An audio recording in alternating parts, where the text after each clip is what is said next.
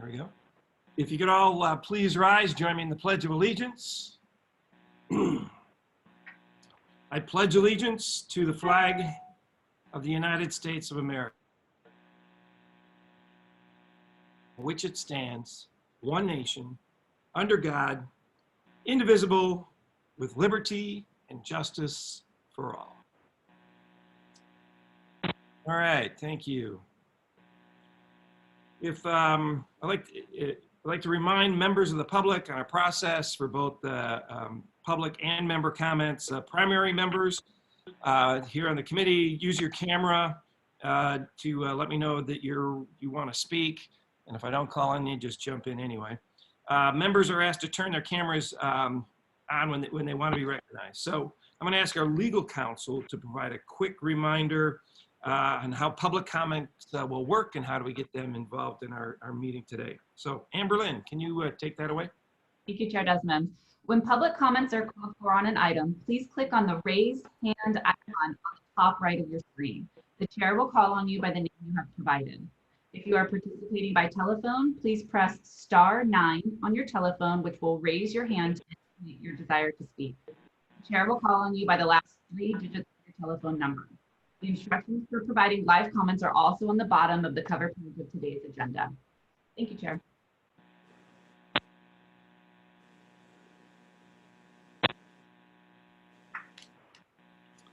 All right, thank you very much. We're going to move on to item number 1. Today, this is approval of the meeting minutes from the previous Transportation Committee meeting on October 2nd. Is there a motion or any discussion?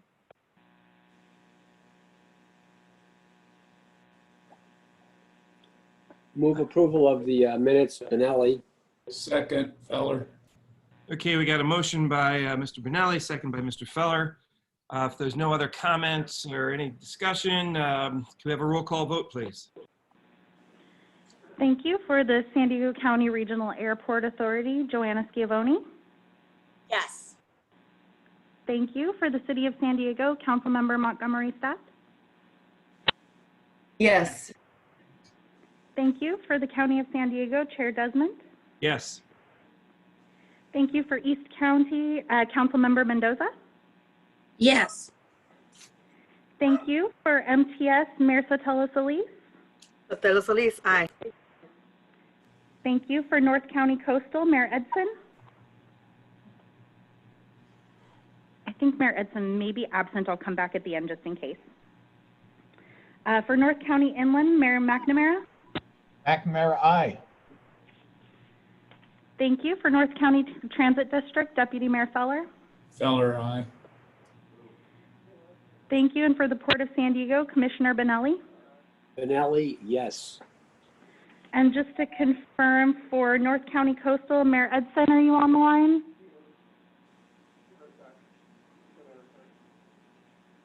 Let me see her, so I'm just going to give Mayor Edson a moment. I don't know. Oh.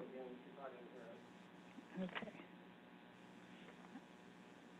Okay, I'm going to mark her as absent for now. And I apologize, I skipped South County. Vice Chair Sankey. Sankey, yes. Thank you. And oh, I do have a message from Mayor Edson, excuse me. Mayor Edson, can you type your vote into the chat box there and I will announce it? And for the record, Mayor Edson has voted aye.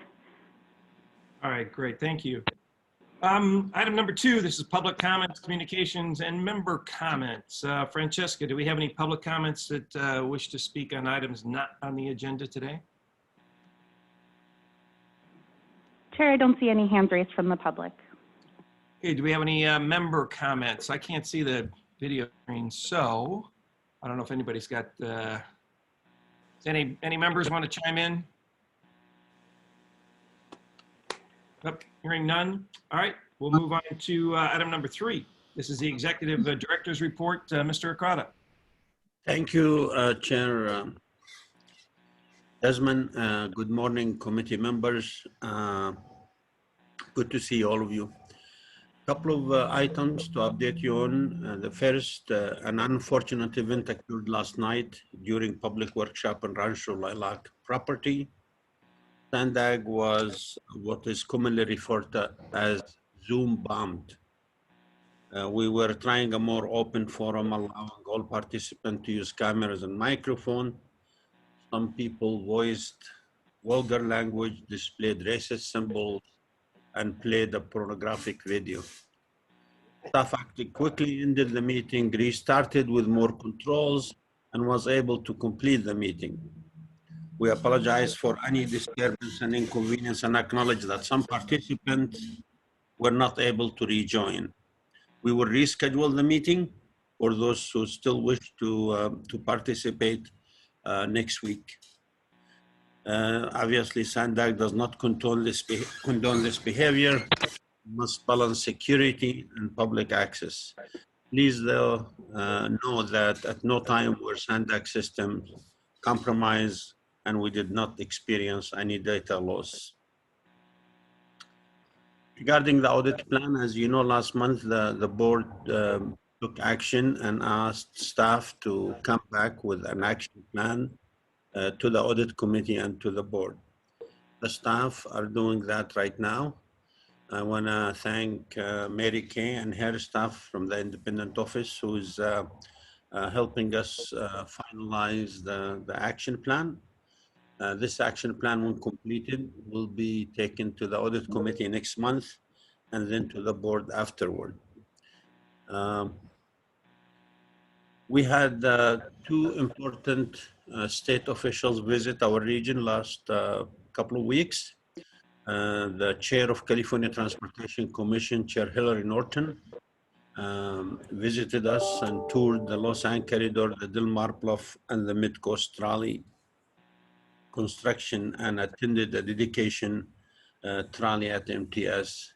I want to thank Supervisor Nathan Fletcher, the chair of MTS, for hosting the chair of the CTC and having her participate in the dedication ceremony.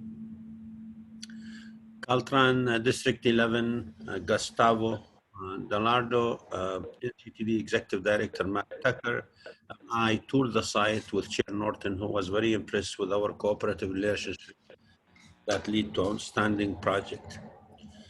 Chair Norton also participated in an MTS event with MTS CEO Sharon Cooney that dedicated the last Mid-Coast trolley bought by MTS in honor of Paul Jablonski, the MTS CEO who recently passed away. A few days later, Caltran's director, Tox Amashikan, also visited with us. We visited the Del Mar Bluff, the Mid-Coast, and the border. I want to thank both officials for being with us, and I want to thank my colleagues from Caltrans and MTS and NCTD for hosting our guests. An update on AB 2731 bill for the Central Mobility Hub CEQA streamlining. I'm happy to report that this bill was signed by the governor this month, and we're very grateful for Assembly Member Todd DeGloria, who authored the bill, and for President Pro Tem President Tony Atkins for co-authoring the bill. The bill is very significant. This is the first of its kind in San Diego. It offers us a great deal of ability to move forward with the environmental work on the Central Mobility Hub. I also thank our partners from the Navy who are supportive of the bill.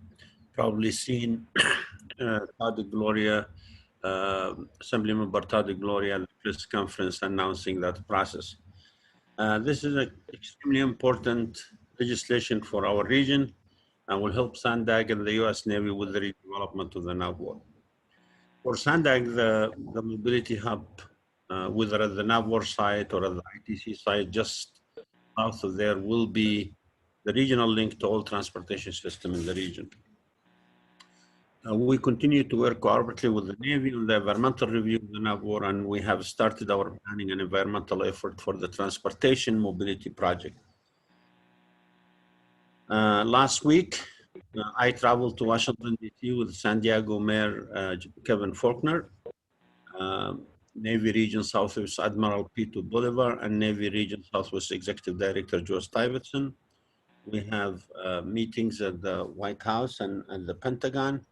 I believe this meeting confirmed the commitment to the U.S. Navy to working cooperatively with SANDAG, and I appreciate Mayor Faulkner's taking the visit. On the 5 big moves, as you know, we presented that to the board a couple months ago. We are doing the outreach right now, talking to stakeholders. We had a workshop at NCTD. We spoke yesterday to the MTS board, and we're continuing to give presentation. And I want to thank my team who are doing an amazing job putting this vision for public debate. A little update on the Del Mar Bluff. We're currently doing what we call Del Mar Bluff 4. This is the construction of seawalls and repairing of drainages.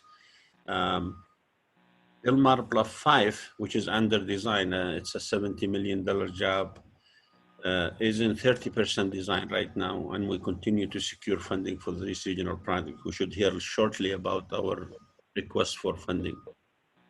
The Mid-Coast, the biggest infrastructure project in San Diego County, $2.2 billion project, is on budget and on time. It's very rare in my career I was able to report a project of this size to be on budget on time. This amazing project will be opening November of next year and will be turned to MTS for operation. We are continuing the work on OTMSU, State Route 11 last segment. We're encouraged by sign from our friends in Mexico. In Washington, D.C., I have the pleasure of again meeting with the Mexican ambassador to the U.S., and I had the pleasure of meeting with our ambassador to Mexico City through Zoom the day before. All signs indicate that this is an important project for all. And finally, an issue that is not finalized yet, but there is an issue brewing between the region and the Coastal Commission regarding the Del Mar Bluff. I know that NCTD board filed a petition with the Transportation Safety Board. I know there is a disagreement disagreement from our standpoint whether this is the right approach. I've been in contact and conversation with my partner, Matt Tucker, and Jack Ainsworth from the commission. We believe it is very important that we maintain a good working relationship with the Coastal Commission. We always had a good working relationship and would like to have it. And I believe resolving issues through debate and conversation is better than going to courts. But more to come on this. I just want to, on behalf of the staff at SANDAG, say that I believe our working relationship with the Coastal Commission is critical. They have been a great partner, continue to meet monthly, and would like to maintain that. And so Matt, Tucker, and myself are in discussion, and we're going to talk to Jack and see if we could resolve issues. Mr. Chairman, that concludes my report. I'll be happy to answer any question. Well, I do have a question for you on the Rancho Lilac meeting that was interrupted last night. I'm not sure how many people actually were able to get on, I guess, at the second attempt for that meeting. So I know it's scheduled for what, to come to the board on the 28th? It's yes. Supervisor, we had a lot of people come back, but we're not sure how many didn't. But for just to be safe, we're going to hold another one. Okay, before the 28th then, I guess, or is it going to back up the whole schedule? Before the 28th, yes. Okay, all right. Well, thank you. Thanks for the update, and Appreciate the input. Okay, the next items, well, actually, oh, I'm sorry, Gustavo. I think Gustavo had a request to speak on item number 2 under public comments. Did you have something there? Yes, thank you, Chair Desmond, and I apologize for not jumping in earlier. I do have a couple of important announcements that I wanted to make. The first one, I'll start with the most important one, is on Monday, we're filing the notice of preparation for the 1578 interchange project.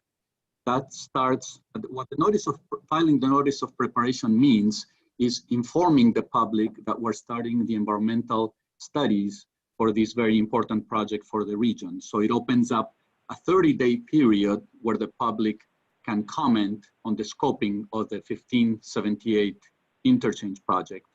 And that will also include a public scoping meeting that obviously is going to be virtual, but is going to be on October 29th at 5:30 p.m. So I wanted to make sure that you all knew about that and let me know if you have any questions about that. A couple of quick other announcements. The U.S. Department of Transportation declared October Pedestrian Safety Month, in part because the number of pedestrian-related fatalities have been increasing over the last few years. In California, a pedestrian is 37 more times more likely to be injured in a collision than any other roadway user. And between 2008 and 2017, pedestrian-related incidents accounted for 19% of all collisions, resulting in death or serious injury. So we all need to work towards trying to reduce this trend. One of the things that Caltrans and the California Transportation Commission are doing is we establish a reservation of $100 million statewide for active transportation projects that will be transformative and improve safety. We have submitted 2 projects as candidate projects for the San Diego region. One is on 805 to get cyclists off of the freeway, and it's between Main Street and Palm Street, just across the Otay River, and that will be considered by the Transportation Commission at their October meeting next week. And more recently, we submitted a second project to compete for that pot of money to create a connection across I-5 between the bike path that runs along 56 and the bike path that runs along the coast around Sorrento Valley Road.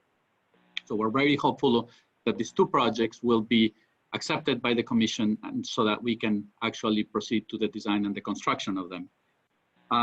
And like Mr. Ikrada mentioned last week, we had the opportunity to showcase what we're doing in the region to our Caltrans director. This month also is the 1-year anniversary that our director has been appointed at Caltrans. And if you follow him on Twitter, you will know that he was very impressed by the partnership that we have in this region between Caltrans and Sandag. He talked about how impressed he was about the bold planning efforts that we're making with the 5 big moves, with the projects that he got a chance to see, the Mid-Coast project, the Delmar Bluffs projects, the Otay Mesa Port of Entry project, and he understood the economic importance and the transformative importance that these projects have for the region. So it's always good when the boss likes what you're doing. And last but not least, we entered into a memorandum of understanding between Caltrans, Sandag, and the port to improve the connections at Harbor Drive between the port and the freeway.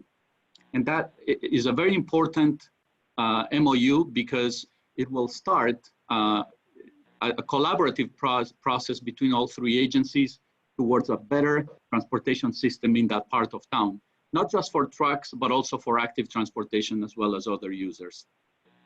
So with that, I would like to thank you, Chair, for giving me a chance to speak. You're welcome, Gustavo. Actually, it was music to my ears to hear that 15 and 78 interchange is moving forward. And just a quick little comment, I find it ironic that this is Pedestrian Safety Month, and it was mentioned by our executive director that there's a disagreement between NCTD, Sandag, and Coastal Commission. And I'll just speak as a board member on NCTD that the whole reason is to try for pedestrian safety, because we got pedestrians in the right of way on the Del Mar Bluffs, and that's what we're trying to cure. And so it's ironic this is Pedestrian Safety Month and we have disagreements on pedestrian safety. But anyway, I'll go on here to item number 4. This is. Chair, I'm so sorry to interrupt. We didn't take public comment for item 3, so I just wanted to give people a chance if they wanted to raise their hand. Thank you, Francesca. Appreciate it. Anybody? Public comment, member comment on item 3? I don't see any hands. Okay. Thank you for doing this. I tend to want to move on, but that's okay. On consent, there's 2 items here. One is the item number 4 is asking to adopt the grant program proposed management plan. Item number 5 is a quarterly status update. Any members wish to have a presentation or comments on these 2 items? If not, then a motion for the consent calendar would be appropriate. Member Sotelo Solis makes a motion to accept the consent items as listed. And second by Sankey. And that's for both items, item 4 and 5? Yes, Yes, sir. Mr. Chair. Okay, all right. No discussion. Go ahead and have a roll call vote, please. Francesca. What? Wait. Francesca, is there any public comment on these items? No, Chair, I don't see any hands raised on this item. I almost fell into that trap. Okay. Go ahead and have a roll call vote, please. Thank you. For the San Diego County Regional Airport Authority, Joanna Schiavone. Schiavone, yes. Thank you. For the City of San Diego, Councilmember Montgomery Stepp. Yes. Thank you. For the County of San Diego, Chair Desmond. Desmond, yes. Thank you. For East County, Councilmember Mendoza. Yes. Thank you. For Metropolitan Transit System, Mayor Sotelo Solis. Sotelo Solis, aye. Thank you. For North County Coastal, Mayor Edson, are you able to use your mic now?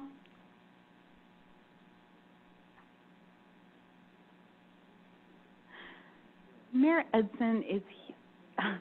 Amberlyn, could I trouble you for a moment to let me know if it's okay to continue having Mayor Edson vote via the chat feature? Yes, She that's can fine. hear us, but, okay, I can see all her right, great. registered there as a yes.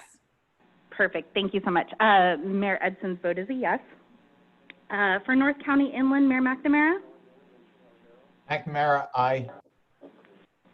Thank you. For North County Transit District, Deputy Mayor Feller. Feller, yes. Thank you. For the Port of San Diego, Commissioner Benelli. Benelli, yes. Thank you. And for South County, Vice Chair Sankey. Sankey, aye. Thank you very much, and that passes unanimously. All right. Thank you very much. I don't know if I want to throw this, if staff's okay with this or ready for it. And it looks like you already got the slide up. I was going to go to item 7 real quickly and then do 6. Is that possible, or am I going to mess everybody up on this as far as staff is concerned?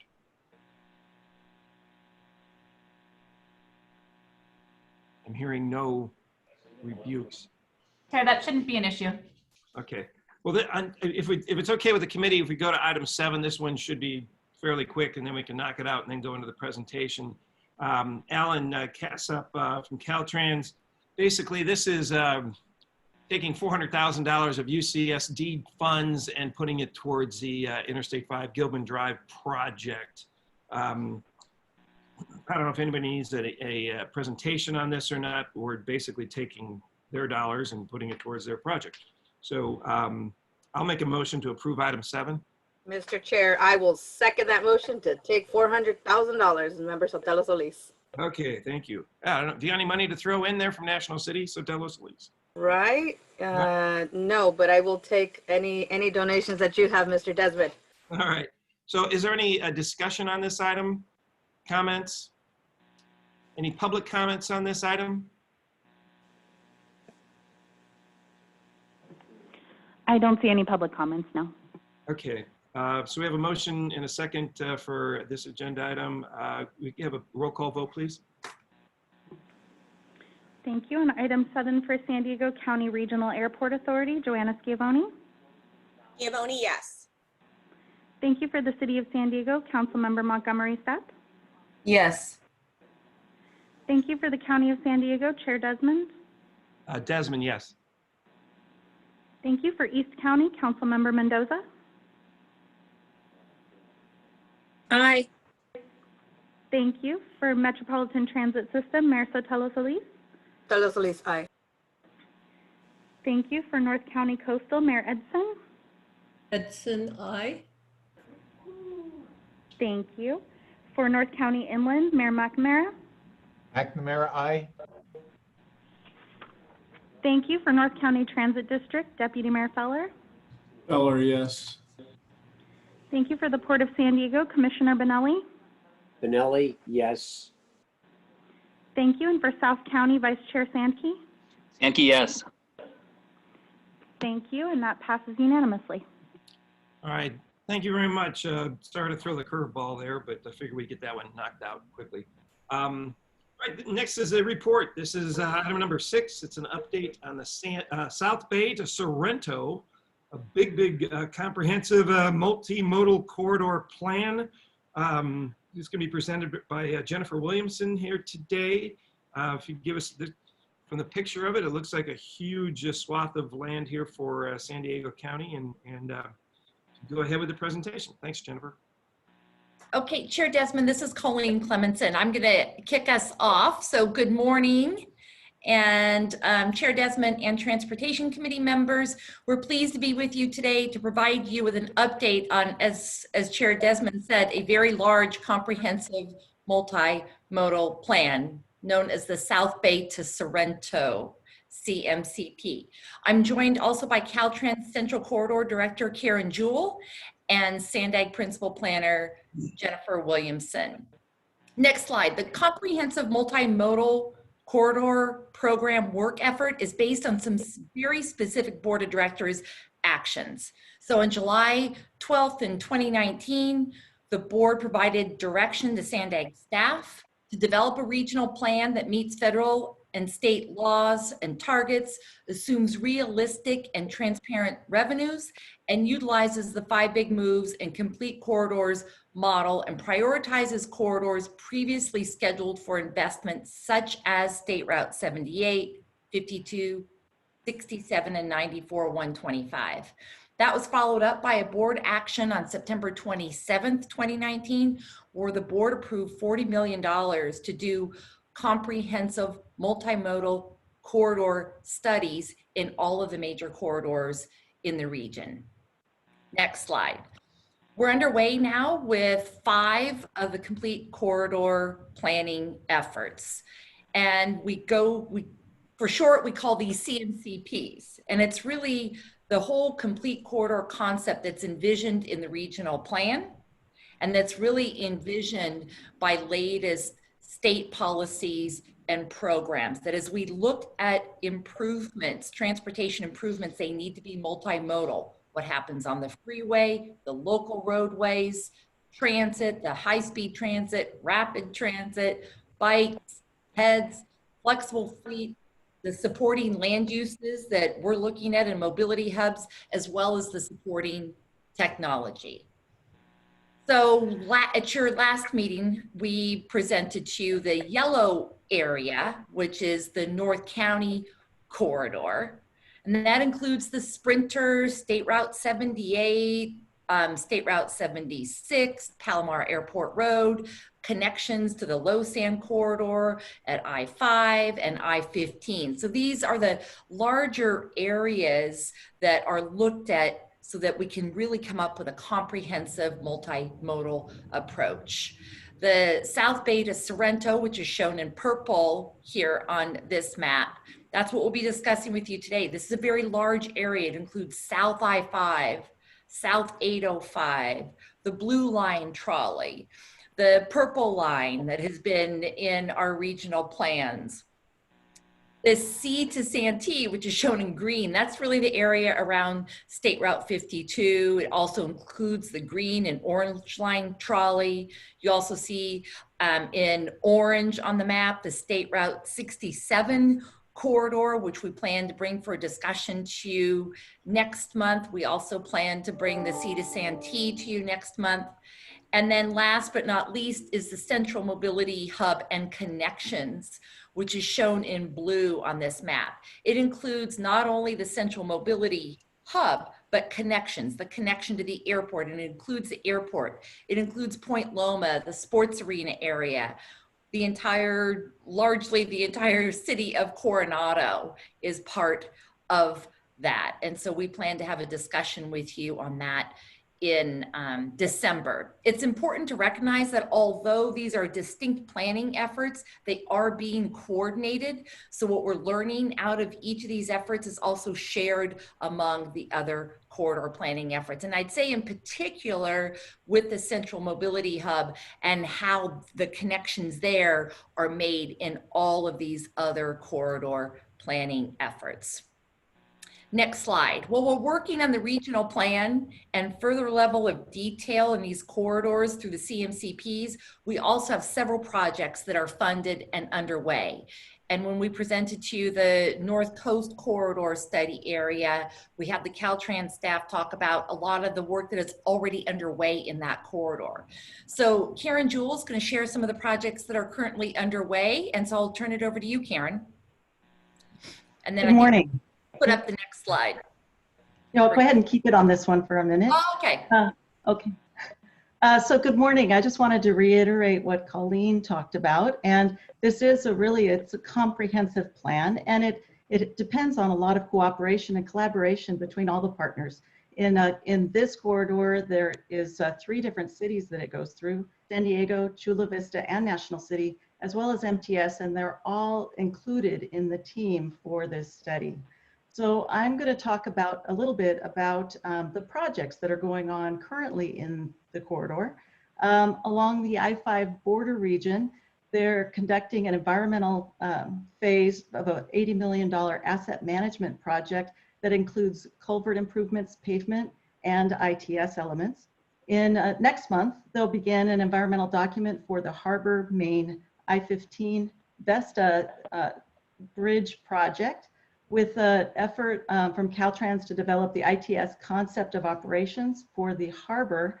And that project is approximately $3.8 million. Caltrans is going to advertise in December a 16-mile fiber optics job that will go through Metro San Diego to San Ysidro and Otay Mesa. This project will install ITS elements, air monitors, and will enhance our border wait time system that will become the communication backbone for the future Otay Mesa East Port of Entry and State Route 11. And then we are also working cooperatively with MTS to install bus stop pads at the 905 Caliente Boulevard. Along 805, we're working with the City of San Diego and their project to improve the Palm Avenue interchange at 805. And currently, Caltrans staff is working on the design for the 805 Governor Bridge widening, which will extend the existing auxiliary lane through that interchange with the connections with 52. That project is due to be completed next spring. And we are starting the Soundwall Part 2 project, which I'll talk about later on the Soundwall Part 1, but it's the mitigation for the existing HOV lanes in the South Bay on 805. We are starting the environmental document for 3 different asset management projects that are covering the entire 805 length. And one of those is the one Gustavo mentioned earlier, that the bike path that is going to CTC vote this month will be added to the southern portion project. And then there was a number of future projects that the SANDAG board voted last September to include funding in future years, 2024 and 23. Those include transit priority lanes on 805 from 94 to 52, potential HOV conversion of the existing HOV lanes. That one starts in 24. And the connector of 805 and 15 from the HOV lanes on 805 to 15 with a design and right-of-way effort that begins in 23. Next slide. Some of the current construction projects that are going on. This sound wall job was the part 1 of the part 2 that I mentioned earlier, and this one was completed in August. There was 3 different types of sound walls and retaining walls through the project, included 11 different walls, and these are some of the examples of the finished work. Next slide. The Sweetwater Bridge construction is widening the bridge in the middle. You can kind of see where that scaffolding is filling in between the bridges.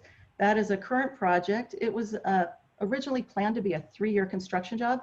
They are currently running about 10 minutes early and are looking to finish sometime around April, May of 2021. We've also, in looking at the work and in clearing the bridge, we found some maintenance issues with the bridge, and we've included that in this work.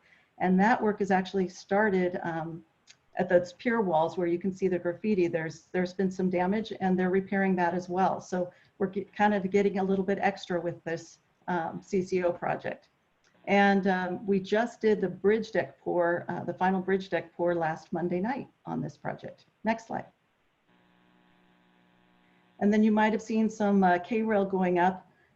We have started the transit-only lane project. This is the demonstration project that is a 3-year demonstration for the buses to travel on their own lane on the outside shoulder or inside shoulder. This is going up 805 to 94 to downtown. And that started about a month ago. So some K-rail's gone out. They've started demoing the existing concrete barrier, and we are preparing for some paving and electrical work in early November. They're expecting to complete construction next spring. And I'm going to go ahead and pass this on to Jennifer. Thank you, Karen and Colleen, and good morning, everyone. My name is Jennifer Williamson. Next slide, please. And I'm the principal planner and project manager for the South Bay to Sorrento CMCP. Today, I will be providing you with a status update on the South Bay to Sorrento study.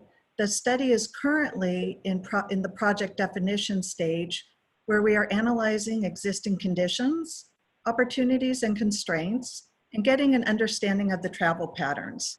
A project development team made up of staff from Sandag, Caltrans, MTS, NCTD, City of San Diego, Chula Vista, and National City have been meeting to begin the initial analysis.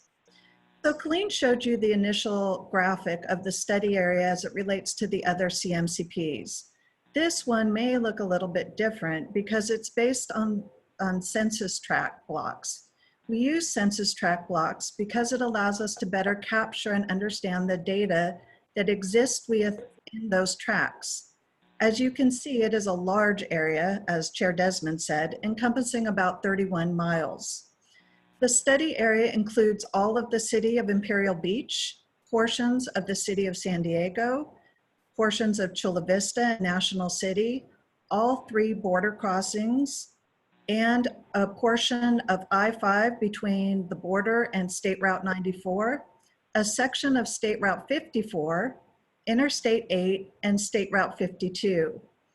As part of our initial data gathering and analysis of the corridor, we saw gaps in the study area and have since refined the study area to include all of the city of Imperial Beach, and we increased the area in the City Heights, the portion of the study area in the City Heights area. Both of these communities have mobility issues that we determined would have impacts on our overall corridor. Next slide, please.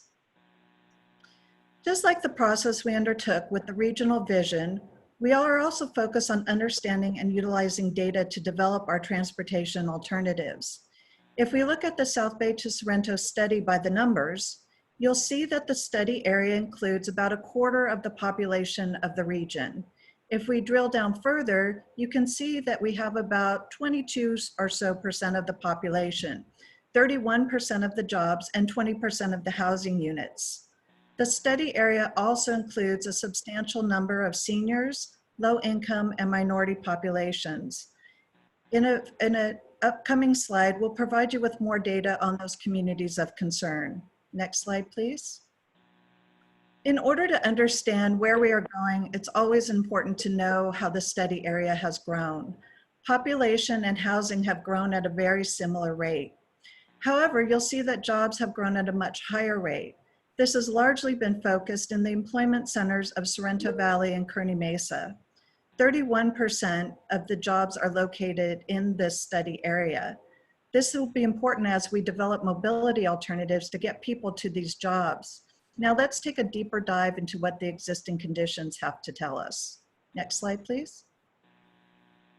The study area is shown here outlined in the purple boundary. As indicated in the previous slide, over 31% of jobs are located in our study area. If you'll click again, please.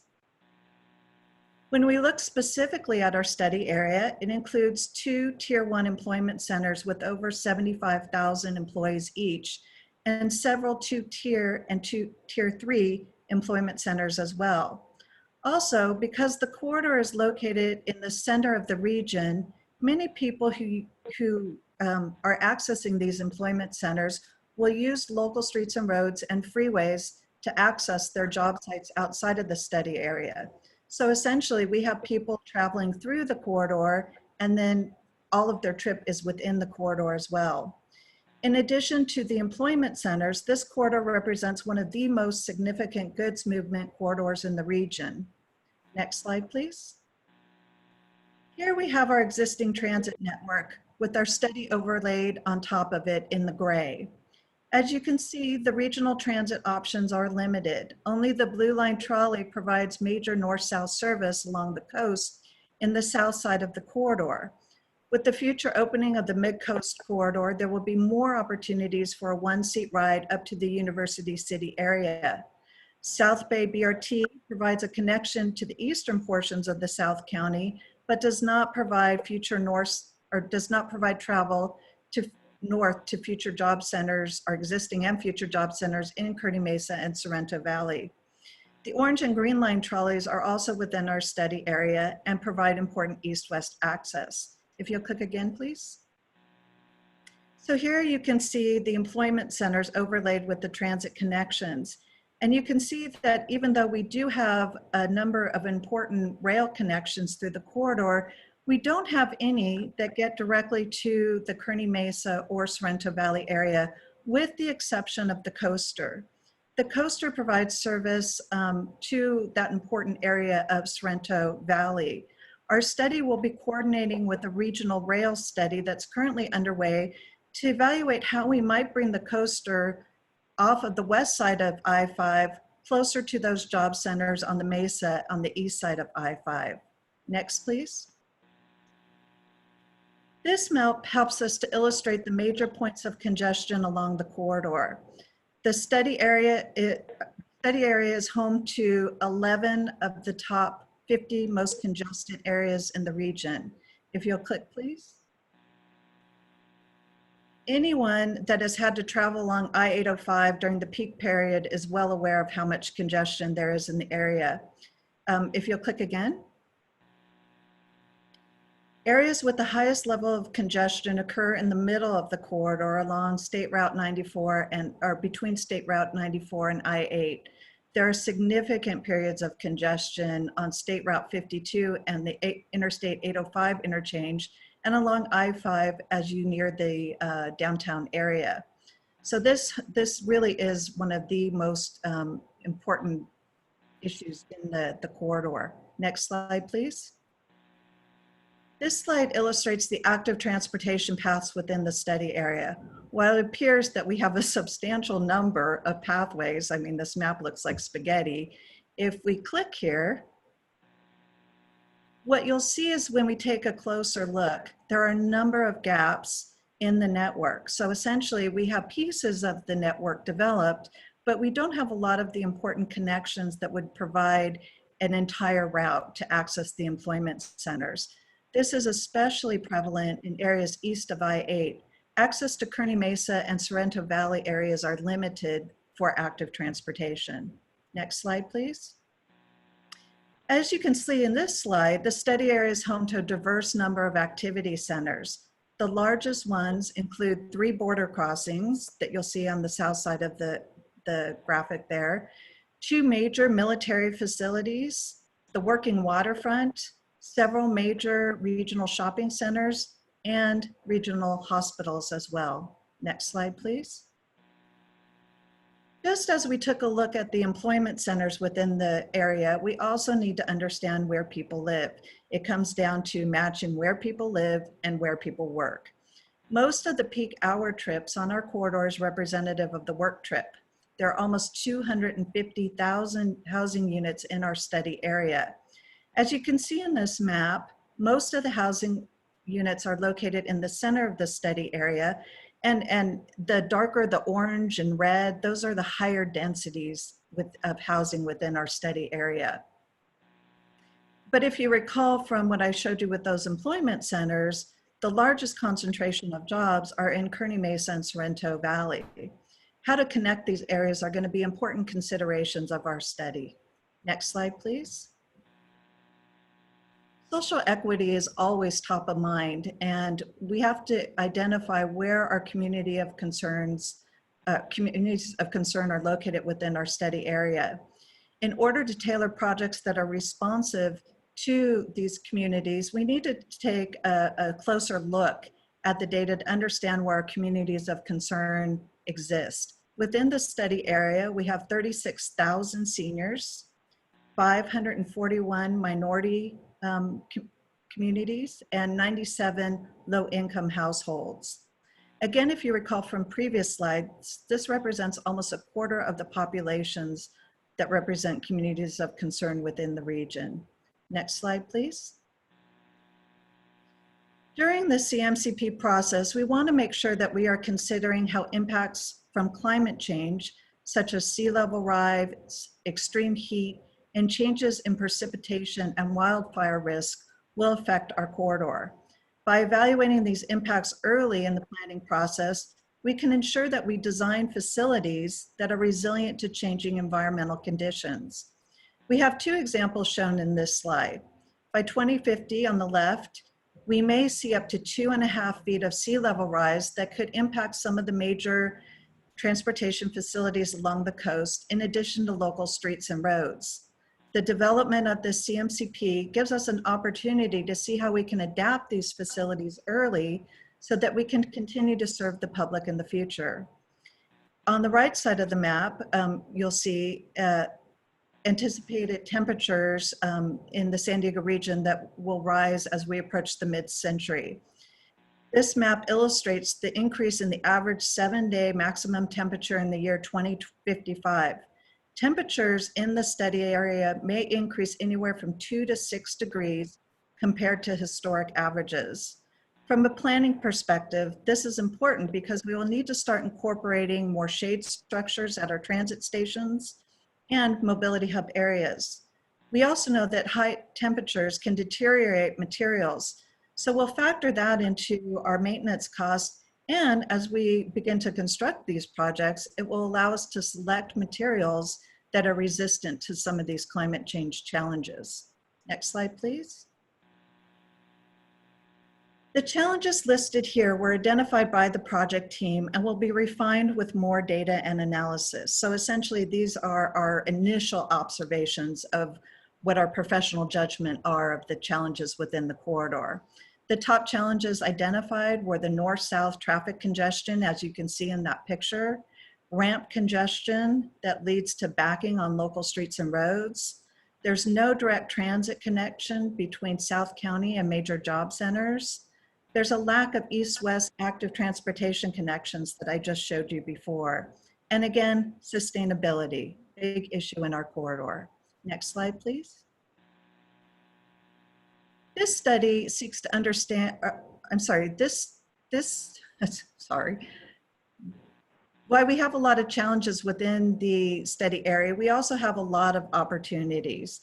The purple line, rail line, has been one of the highest ranked projects from the regional plan in former years and provides that important north-south connection that we've talked about before. The City of San Diego and National City have just updated their community plans, which opens the door to locating housing and employment adjacent to these future transit routes. Improvement to the corridor would also benefit commuters that are driving in their automobiles, but because of the goods movement that occurs in the corridor, it would also help our freight to get where it needs to go without being stopped in congestion. Next slide, please. So probably one of the biggest opportunities for our study area and the region in general would be the development of the 5 big moves. They have quite a bit of application for our study area. Our study area could benefit from the complete corridors that would allow us to better utilize our existing infrastructure on I-805 and I-5.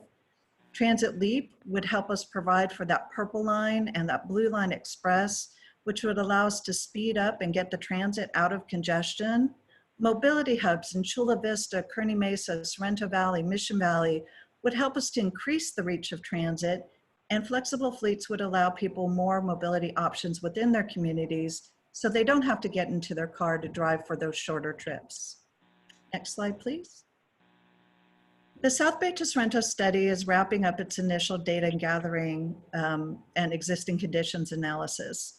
Over the next several months, the project team will conduct community outreach and work with stakeholders to develop integrated transportation solutions to meet our CMCP guidelines. Planned upcoming work efforts include the use of GIS mapping analysis, activity-based modeling, and conceptual analysis of the alternatives. This analysis will be used to develop the blueprint for prioritizing transportation solutions. The Transportation Committee will be involved in all aspects of our project development, and we'll be coming back to you in the future as we refine some of those solutions. And that concludes my presentation, and I welcome any questions you might have. Thank you. All right, Jennifer, Colleen, and Scott, who else presented? Thank you very much for the information here. I know we've got some board members, or committee members that have some questions. Mr. Sankey, did you want to weigh in? Thank you, Mr. Chair. Colleen, I know I brought this up with you a little bit earlier in the week. Could we go back to Jennifer's slide that showed the specific boundaries of the study area for the South Bay Sorrento corridor? It was probably 10 slides back from this one. And the point I'm going to be making is that while you include the 75 up to the Coronado Cays, you ignore the rest of the 75 that runs through Coronado, as well as the 282 that that services the. I will start my video. Thank you. Stuck with seeing me now. That excludes the ability to get to the Navy base, which we all know. You mentioned in your remarks that it's important that that the military bases be included. However, in the tier 2 job centers at Coronado are excluded from the data points shown on the larger regional map. We know that 50,000 cars go one way into Coronado and 50,000 cars go out of Coronado every day. So that's 100,000 trips that should somehow reach the level of being included in the South Bay corridor, because the South Bay corridor is used on the 75. Commuters and people transit the 75 to avoid the congestion on the 5. We did a study a couple years ago to discover cars coming into Coronado, how many of them went to each quadrant of the island, and about 25% of them head to that lower left quadrant, and many of them, in fact, more than the majority, end up going further south on the 75. With the Coronado Cays being very much of a retirement and second home community, we know, at least by data intuition, that those cars are going to Imperial Beach, they're going to the South Bay, they're avoiding the congestion on the 5 that this corridor is looking to address. I don't dismiss that. What I do dismiss is the fact that the 75 and Coronado should be included in this South Bay corridor. And the reason I suggest that is because when it comes to jobs, Sandag has found a great way to count those jobs on the Navy bases for our RENA allocation. But when it comes to commuters, it seems that this corridor map ignores a very important corridor that gets a lot of use in the South Bay. When Colleen and I talked about this, Colleen assured me that the study area for Coronado would be included in the multimodal transit center, which is great. And I know Hassan has talked about a tunnel to the Navy base. Frankly, tunnels are a long way off for us, and I know big goals are important. We need some BRT. We're not going to get rail up the Strand, but we need some transportation planning that is critical for getting people to and from our island. All it takes is one accident or person committing suicide off our bridge, and our whole transportation system to and from Coronado comes to a grinding halt. We need to look at options. I think an HOV lane on the bridge. If you painted it on Sunday in the center lane, Monday a bunch of guys would be and women would be late to their jobs at North Island, and by Tuesday there'd be carpooling galore. When the congestion maps were shown, every morning the bridge is backed up from the Coronado gate all the way to the 5. We see it every day, and leaving Coronado from 2:30 to 4:30, the bridge is packed from end to end. I think also when we as a community are pursuing a relinquishment, which will give Coronado control of the 75 from Imperial Beach to the bridge, as well as control of 3rd and 4th Street. We're looking to do more local planning, which is really important. But because this is a major corridor, we're going to need Sandag's partnership in terms of making sure that the 75 and the 282, even though their numbers will go away, that those communities that are run through by those roadways get the kind of attention, the regional attention, as well as the state attention when it comes to doing certain maintenance items or things that are beyond the scope of a small community. If you include Coronado in the study area, you'll probably pick up somewhere between 3,000 and 7,000 seniors right away, because that's a majority of our population here in town. And so when it comes to serving neighborhoods that are underprivileged, don't think about Coronado in that sense, but think about it in a sense that seniors count as a category. We've got plenty of those.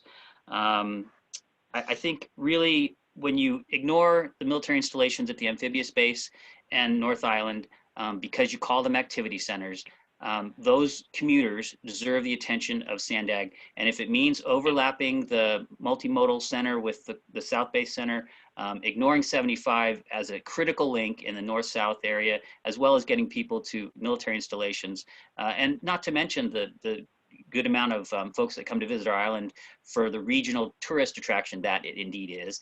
And we all know how important tourism is to our economy when you look at how much damage the economy has suffered during this COVID time.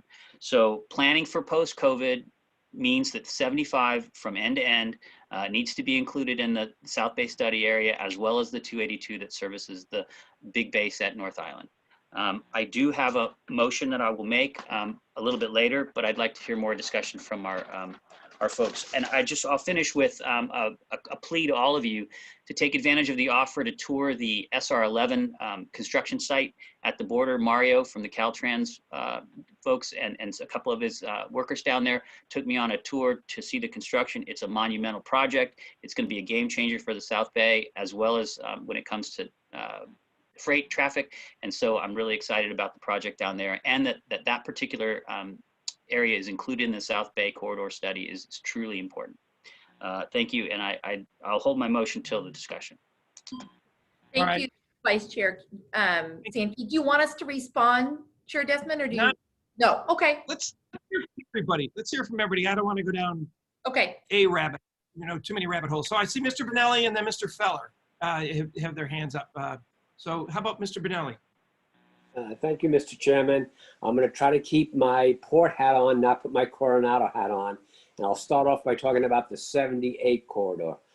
As someone who worked on Sandag staff for many years and the great work that the staff, the analytical staff does, we know like San Marcos was the fastest growing city in the last 40 years. That 78 corridor we knew was growing, but we never anticipated all the people, all the jobs, all the mobility challenges. I don't think we really hit it on the head. When you think of this South Bay corridor and you look at Otay Mesa, a number of years ago, Sandag did a study looking at light industrial commercial warehousing, and the only land, the only acreage that was left that would provide those types of good paying jobs was down on Otay Mesa, Mesa de Otay, across the border. When you look at the way the corridor now is constrained here in the South Bay, I definitely second what Councilman Sankey's saying. The growth in the corridor, not only in people, but in jobs, is going to be overwhelming. The challenge, we're all challenged. It's got to be a network. You've got to connect the dots. In San Diego alone, in central San Diego alone, there'll be 50,000 people living in the high rises down there over the next 30 years. So the corridor, I support Mr. Stanky 100%. You've got to look at, you got to connect the dots essentially. And again, the job centers, as he said, the growth of jobs as well as people in the South Bay, and those environmental justice communities are some of the most severely impacted in the state. That's why I'm heartened. Gustavo said earlier in the meeting when he talked about what we call the port calls, Harbor Drive 2.0, trying to look at portions of San Diego, National City, and the spillover that impacts Chula Vista, Imperial Beach, and Coronado. And just one small example, and then I'll shut up too, is, hey, over the next 5 years, the port's gonna build on Chula Vista Bayfront another hotel and convention center, 1,600 rooms. The convention center will be half the size of the one downtown. Got a lot of people, a lot of freight movement, a lot of goods movement. So every corridor is challenged. I challenge the staff to connect the dots. Thank you for the time. All right, thank you, Mr. Benelli. I see Mr. Feller and then Councilmember Montgomery. Thank you. Welcome to my world, Coronado. We have all those trips to San Diego are going to be done with through Oceanside in 5 and 15 coming into to visit our lovely area, and I'm still waiting for somebody to say something's going on in Oceanside. Although I will give Gustavo a great kudos. We've cleaned up our freeways pretty good up here, and I appreciate that. I only have one question. I saw one slide that said senior, low income, and minority take up a various number of percentages. And I think it was Colleen, I don't remember who presented it. Do those dynamics, do they overlap? Are there senior, low income, minority that, I mean, how does that work? Can those all be one person, or what is your statement there? Colleen, why don't you go ahead and answer that specific question, then we'll get back to the other comment, I guess the staff comments after we kind of hear the larger question or themes, I guess. So if you want to answer that one, thanks. Yes, Councilmember Feller, there is overlap. So if you took all the percentages and added up, it would be over 100%. So there are some people who are low income and senior and minority. Okay. Yes. The last thing I would say is just the purple line is probably going to be a drop in the bucket compared to the trolley as far as cost. So anyway, thank you. All right, thanks, Jack. Councilmember Montgomery. Thank you, Chair Desmond. I want to, of course, start by thanking SANDAG staff for this presentation. I also understand that there will be a white paper coming on gaps and opportunities, so I'm looking forward to seeing that too. I just want to highlight again, there's been some talk about the 47th Street Station as a potential connector to the 805. I want to know if that's still in talks, or would we be looking to increase coverage and frequency from the Route 60 leaving from the Euclid Avenue station? I don't know, Colleen, what do you have an answer for that specific question? I can actually answer that. So Yeah. at this stage of the game, everything's on the table. So we are just developing our alternatives, and 47th Street has had a lot of analysis. So we're taking all of that into consideration for the rapid routes that would come up the 805, but then also looking at the potential rail that we have proposed in that corridor. So we'll be evaluating, does it make sense to put a station there as well? I have to tell you that 47th Street is a critical connection point. So we'll be spending some time looking at that. Okay, thank you for that answer. Just last thing that I will say, well, two quick things. One is also want to highlight as well the status regarding rapid transit planning along the 94. Since you said everything is on the table, I will take that as an answer to this too, but just want to highlight that. And then just with regard to the stakeholder outreach happening this fall, want to list some organizations within the city of San Diego. Casa Familia, I met with them earlier this week in South Bay, San Isidro area. They have some really good ideas around transportation and rehabilitating one area in particular. They would be a good group. I'm sure you already have connections with them, but there's also Mid-City Can by way of City Heights. We have the Urban Collaborative, which SANDAG has a relationship with within Southeastern San Diego, and also the San Diego Urban Sustainability Coalition. So I just want to make sure that they and others are included in the conversation. Thank you. Thank you, Councilmember Montgomery. Does any other board members have a comment? I'm looking, I don't see anybody's got their camera on. I see Gustavo. Did you want to say something? Yeah, great. Thank you, Deputy Mayor Feller, for the kudos on the cleanup on 78. And I'll just put a shameless plug for our leader subcommittee that is going to meet next week. And we continue to make improvements on the condition of our highways on that subcommittee. So thank you also for your participation in that. Pauline, Karen, and Jennifer, thank you so much for presenting this multimodal corridor plan. As everybody can see, this corridor has everything. And it's a great opportunity to complete some of the gaps that are missing in our active transportation network, as well as our managed lane network. A great opportunity to also get people off of their cars into transit, into better ways of transit. And I think it's going to be a huge game changer in terms of reducing vehicles mile travel, as well as greenhouse emissions for our region. Because like you mentioned, this contains 10 of the 50 top bottlenecks for the region. So I see this corridor as a huge opportunity in that arena. So again, thank you so much. Supervisor Desmond. Well, hang on just a second. I just wanted to make a couple comments, and then I'll let Hassan, you and Colleen kind of address this stuff, particularly with the Coronado issue. But I just, one of the things that I heard, I was happy to hear, everything is still on the table, because in these mobility plans and corridor plans, there seems to be a fait accompli of the Central Mobility Hub. Now, I know we put $40 million towards environmental studies and preliminary engineering, but for me, that was more really to see the feasibility of this.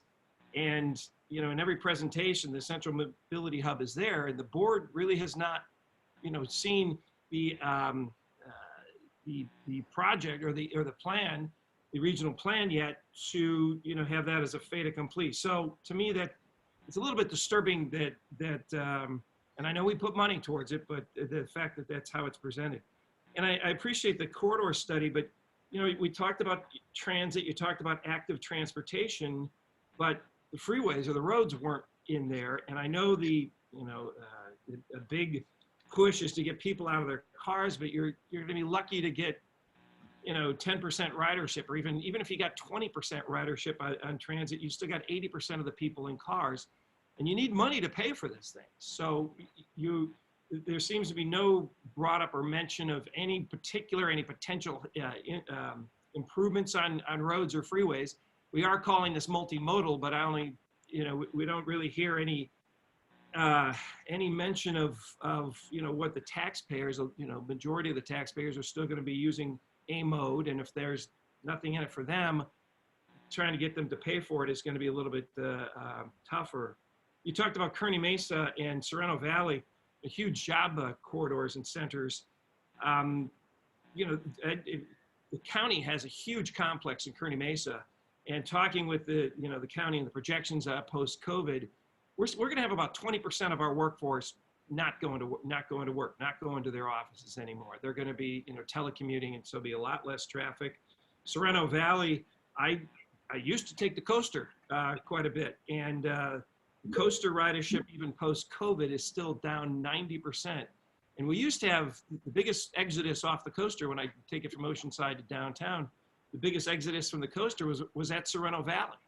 And most of those are choice riders. They don't have to, but a lot of them are choice riders. So it's going to be a big, I think the models of the jobs and where they are, there's going to be a big factor of people telecommuting. I got a 30-year-old son who's a software engineer. He's only accepting jobs where he can work at home. So, you know, I think we got to have a broader aspect of looking at these corridors to include roads that most people they're still going to be taking. So, you know, I appreciate the big broad look on this thing. Nothing's a fait accompli. Everything's on the table, and the world's going to change as far as jobs and commuting goes. And I just want to make sure we're taking that into consideration. Those are more comments, not really questions. But I guess if you could address Mr. Sankey and Mr. Bonelli's overall comments about Coronado, unless, Bill, do you want to make a motion first and then have them comment, or what did you want to do? Let's see. So they know where you're going. Well, yeah, they should know where I'm going. And so the motion I would make would be to move that the South Bay corridor study include the existing California State 75 from the Coronado Cays to the bridge, and the existing California 282, which we call the 3rd and 4th Street couplet. And that would be my motion. Second. Okay, so Hassan and Colleen, you've heard from everybody. Know that there's a motion on the floor. If you want to comment, please do. Thank you, Supervisor, and thank you, Councilmember Sankey. You know, Councilmember Sankey, I told him in secret that he's my favorite council member of all. But if you recall, when we started this discussion of the 5 big moves, we did put an APM, an automated people mover, under the bay to Colorado with the idea that maybe we either toll the bridge or make it just a bridge for walking and biking and some HOV lanes for people. But, you know, I think it's fair to say that that idea need to be explored. Automated people mover under the bay and figuring out the best way to do with the bridge. But I also, like Jennifer and Colleen mentioned, we're still talking about a vision. It's not a plan yet. It's not a project list yet. It's not a funded project yet. And these corridors is going to inform once we get to the plan. I think it's fair to say that from our standpoint, it is a multimodal. The roadways are part of the discussion. I think the vision we released a couple of months ago had high occupancy toll lanes in every corridor that has the right of way. And we believe while the analysis is not complete, the analysis will be coming in the next few months to show how much capacity we added. And finally, just to the supervisor's point about telecommuting, we hope telecommuting will go up, but it's really too early to say whether it's 20% or whether it's the 10% we always assumed. The surveys are all over the place about people wanting to come back to the office to work. Others don't want to, others will do it part-time. It's too early to make any conclusion one way or another about the percentages. But regardless of that, we think telecommuting will go up, and we think that would help congestion. But we still need to deal with the fact that even now, during the pandemic, we are up, I think Gustavo need to correct me, we're up to 90% of the pre-pandemic traffic. So it is spread out over, there's no congestion in the peak as we do. So hard to base our analysis on something we don't know what the other side looks like. All I ask you is be patient until we get some data. But definitely the Coronado and Colorado Bridge and the potential APM, automated people mover, should be considered as part of the regional transportation plan. But I will always refer to the planning director, Colleen and Jennifer, to answer more quickly. But I think I appreciate the discussion. I think you're all raising great points. I think the point that the supervisor raising about what the future will look like post-pandemic. We still don't know, but that will impact how we move forward. So with that, I'll ask Colleen and Jennifer to add to my comments. I'll be very brief, Supervisor Desmond and Vice Chair Sankey. Just specifically on the motion, we are absolutely looking at those connections on the specific roadways that you mentioned, Vice Chair. We are looking at those in the Central Mobility Hub and connection study, and we will absolutely use that data as we're looking at this Sorrento to South Bay to Sorrento project. There's really no reason to do it in both places. And that's where the connections of all of these are so important. So I just want to be really clear that we are doing the analysis that you're asking for. It just happens to be within the Central Mobility Hub and Connections CMCP work. Colleen, may I ask a question? Yes, you may. Thank you so much. I appreciate it. I guess what I'm looking, well, through the chair then. The question involves consistency. When you all presented to MTS yesterday, there was a nice little ferry boat icon in the bay. The way I look at this, the South Bay study ignores the ferry boat link from Chula Vista to either the base or downtown because the map doesn't include those portions for it to be looked at. Now, I'm sure you're going to look at it. And I guess I would just feel more comfortable should my motion pass. I'm crossing my fingers about that my community would feel included. Because when my residents look at this map, they say, why are we being left out? Well, now you're promising me they're being looked at. And while I have a lot of faith in Hassan and his ability to get things done, the automated people mover under the bridge is pretty low on the priority list for the Navy. They have security risks with tunnels, as we learned with our last effort at this 20 years ago. So my inclination is to still push forward in a sense of consistency because A, the jobs count, right, as far as RENA is concerned. So let's count the jobs, the Tier 2 job center in the analysis. And then number two, let's be consistent with the addition of the ferry boat service, which frankly, Coronado very much enjoyed up until 1969 with over 6,000 trips a day on the ferry boat. So and that's the one directly to North Island, not the car one. So I think I would still like my motion to carry forward, but I appreciate your kind remarks about including the 75 and the 282 in your studies going forward, and actually encourage you as we take over those roads to make sure that those links get the same kind of attention they would get if they were in fact still Caltrans roads. Okay, can we? I want to see if there's any public comment on it out there. Francesca, do you have? Do we have public comment on this item?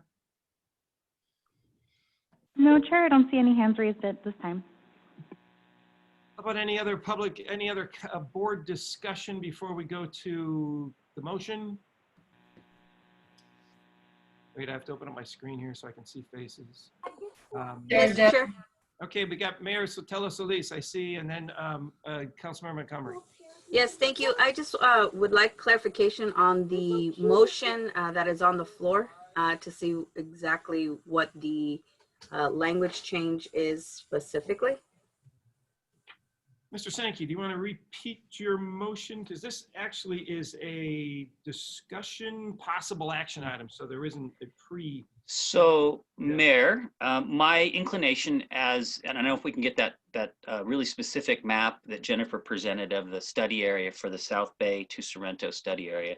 I think it would be clearer if that slide was up. But basically, what I'm asked for is including the existing California 75 right-of-way from the Coronado Cays, which is where the current boundary is on the north part of the 75, including the Coronado Bridge, and also to have the study area include the existing California 282, which for us is the 3rd and 4th Street couplet that connects the bridge to and Orange Avenue to North Island Naval Air Station.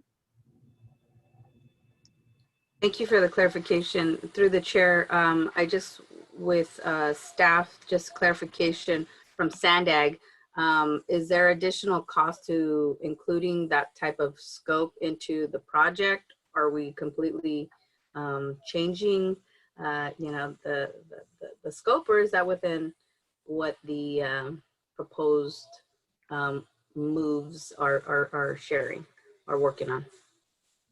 It's slide 7, I believe, if you go to production team.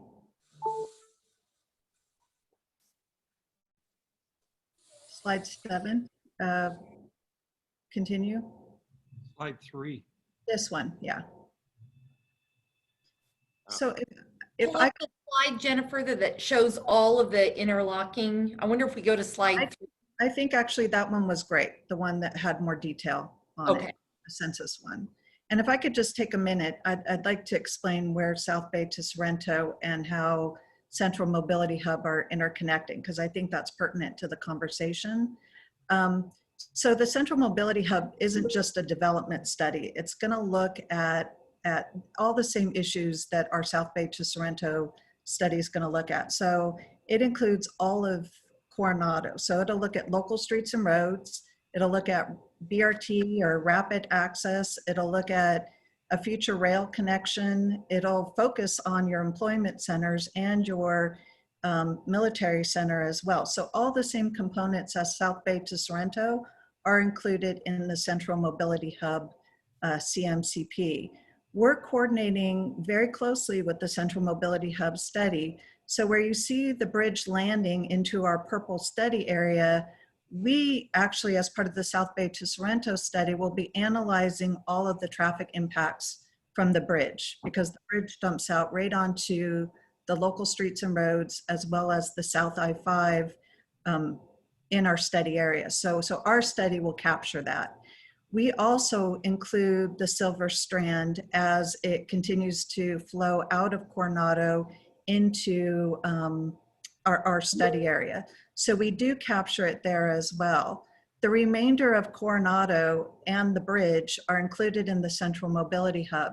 So we're doing what you're asking for in your motion. We're just doing in 2 different locations and coordinating so that whatever recommendations come out of the Central Mobility Hub will be incorporated into our study area. So if there's an HOV lane on the bridge, or if there's, you know, a change in the Silver Strand, we would incorporate that into our study area and continue that project into the South Bay to Sorrento area.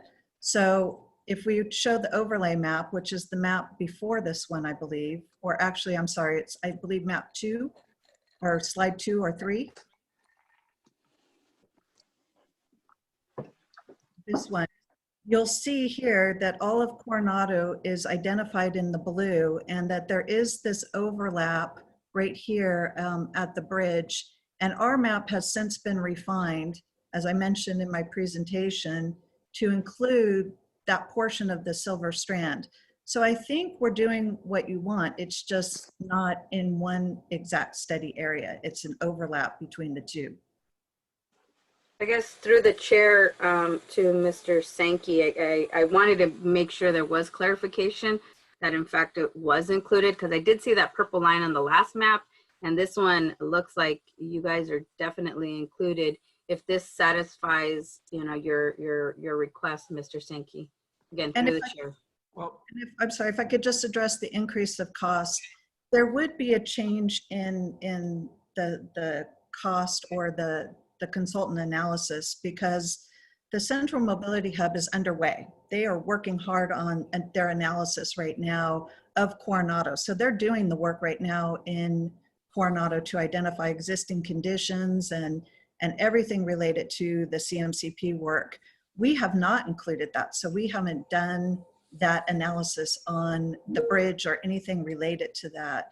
So if we were to add this into our study area, we would have to redefine our consultant work, and we would have to potentially redo some of the work that they've done. So, you know, I think we're doing what's being asked, but I just wanted to provide clarification. So then my last question then, Jennifer, if the question is, you stated that it's going to be in 2 different reports, but yet it would be changing the scope of the consultant. How does that work then? So right now, Central Mobility Hub is underway. They're doing all of this analysis. They're ahead of us in terms of their CMCP work. So they're already analyzing the local roads and the bridge and whatnot in Coronado. We don't have that in our scope of work. We don't have the bridge and we don't have the local streets and roads in Coronado, with the exception of the Strand. So we would have to, gather up all the information that they've done and add it to our study area.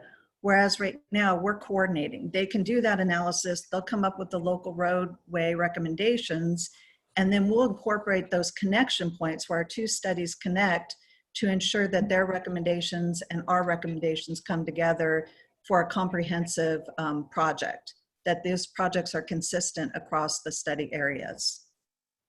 Okay, if we could. Thank you. Thank you, Chair. Thank you. Do we have any public comments on this, Francesca? No, Chair, no public comments. Okay. I apologize. Somebody just raised their hand. Nicole Burgess would like to speak. Oh, Nicole. We haven't heard from her today. Okay. Thank you, Chairman. I appreciate the opportunity. And yes, I was actually just texting Mayor Solis saying thank you for your great comments. Because, to me, from an outsider, and I appreciate the time to be at this table to talk to all of you.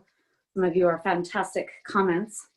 It looks like we just want transparency from Sandag on all that great mobility work that you guys are doing. If you could just overlay it in our next visual presentation with this corridor study, then it'll show how they're kind of coming together and uniting together.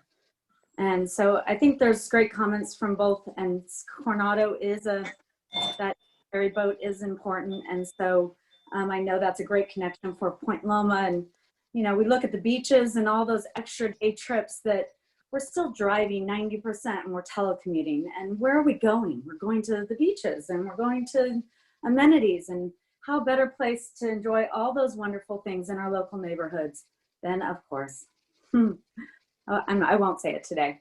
But anyways, some of those connections for active transportation are extremely important. And so just real quick on Desmond, on your remarks, roads and highways, I understand 90% of the people are still driving, but those roadways are expensive, and they're at that cost. Of what cost? Who is paying for those costs of the highways, the pollution, the environmental problems, the obesity rates, the toll on our culture, our society? And, those roads are there. Those off-ramps are there. Those connections for me under the 94 and Market and 15, where all those highways go. Montgomery, Police, thank you for being at the table. Appreciate your comments, and I appreciate the time. Thank you. All right, Nicole, Ms. Burgess, thank you very much. Appreciate it. Okay, so we have a motion and a second on the floor. Mayor, I just wanted to I'm sorry. ask one thing. It's okay. I was going to kind of go in the vein that the mayor, Madam Mayor, just the questions that she asked. Here's my my issue. I asked specific questions about projects that have concepts and ideas that have been in play within the city of San Diego for a while. I don't think it's necessary to put those in a motion on something that could be an information item. And in the larger picture, what I'm thinking of is, when we do I believe it's the Title VI reports, and we see what ridership is, as we try to attract choice riders with everything that we're doing, I have the responsibility not to forget about those who are on the lines now that will not have a choice. And what I don't want to do is prioritize one over the other. I think that staff is doing a good job of trying to be balanced about this.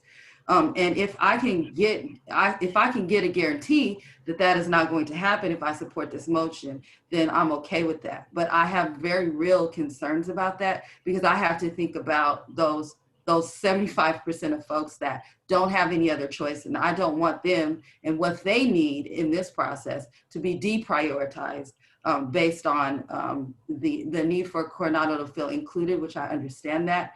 But I have to think about that as well. So if staff has comments about that, that's my concern. Well, I don't know, staff, do you have a? Mr. Sankey, I'm open. I don't want to support and then on the other end, not represent the folks I'm supposed to be representing. Okay, I don't think this prioritizes any one over the other. It's just including this study here as opposed to doing, I guess, with the Central Mobility Hub study, and to make it part of it. So I don't think it prioritizes. But Mr. Benelli, I see you had your hand up, or you wanted to. Just to Ms. Montgomery's point, remember the 50,000 people that come on to North Island for jobs are coming from all 18 cities and the numerous county unincorporated communities. So the people that need transportation options are the people you're speaking to, Ms. Montgomery. They need those options to get over there to get their jobs.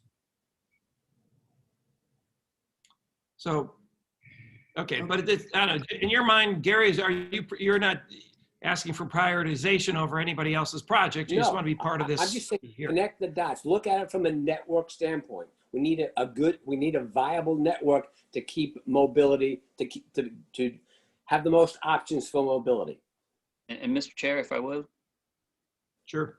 Just one final thing, to Nicole's point, the Bayshore Bikeway that runs around the bay is a huge part of the active transportation links. It runs right up the Strand. It's excluded from both studies, at least from as far as the maps I'm looking at. I appreciate Colleen's remarks that that the things that I think are important for our community are being looked at. I certainly don't think it's any sense to prioritize one over the other. And I think in terms of the movements towards social justice and equity as far as transit planning going, we have been making great strides at that, and we should, and we are continuing to do so, not just at Sandag, but at MTS as well. So Monica, to your point, I absolutely agree with you.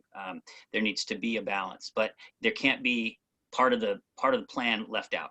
Now, if in fact there's part of it that's being done through the other study, there's no reason why that data can't be shared and why we need to rewrite a contract. I don't want to make us spend more money on this project than is necessary, obviously, but I want some wins across our region. And as Admiral Benelli pointed out, the folks that come to Coronado to go to work for our nation do it from all over the county. And so we have opportunities to help folks from the South Bay. It seems to me that this is really colors on a map. Just like the purple area runs across the 52 with the green area. There's no reason why the purple shouldn't run up the 75 as an important link north-south that people use to get to Imperial Beach from other parts of the region. We know that from data, and while the planning itself seems to be happening, I think when I first looked at this, I saw a big divot, and I wanted that hole filled.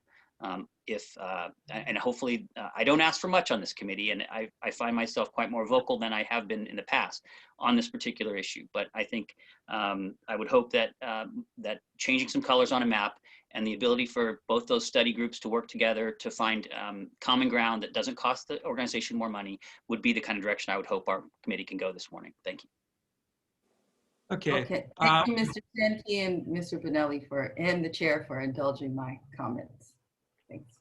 Okay, thank you very much. To me, this is still a plan. This isn't about projects at this point in time. And this is about where the plan gets studied, whether it's with the Central Mobility Hub or it's with, and to me, I used to work on North Island and it was a pain going over that bridge, coming and going every time. And that was 30 years ago. And it's still, I'm sure, the same way. So I think it kind of makes sense to have, particularly with the 75 that comes up the Strand all the way and then over the bridge, to be part of this study. I know it's being studied in another area. If they switch it over, I don't think the costs are going to be astronomical because it's going to be done one way or the other. It just, I think it probably should be part of this. Again, it's part of the Central Mobility Hub. Again, that fait accompli, I don't know if I'd want to be tied to it or not, because again, it's still, we haven't even got the RTP yet. So we don't have any more public comments. I don't see anybody other speakers. We have a motion on the floor. I'll be supporting and could have our call the roll, please. Thank you. And I just wanted to confirm on that motion, Commissioner Benelli, was that you that seconded originally? Yes, it was. Okay, thank you so much.